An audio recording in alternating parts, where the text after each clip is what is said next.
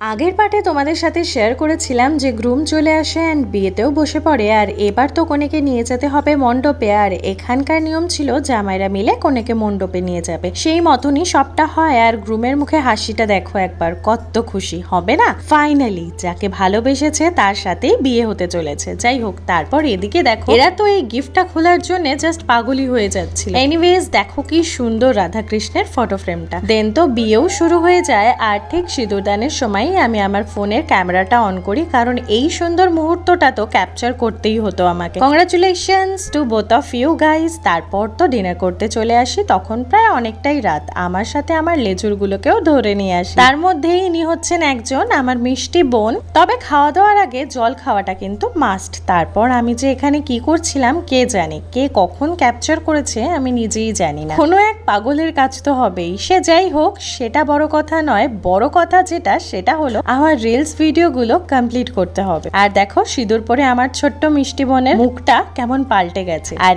এইবার হচ্ছে আসল মজা। এবার আর ছাড়াছাড়ি নেই, বার করো টাকা, নইলে গেট হবে না খোলা। গেটে পড়ে গেছে তালা। এরপর কি হলো সেটা আসছে পরের পার্টে। এখনকার মতো টাটা।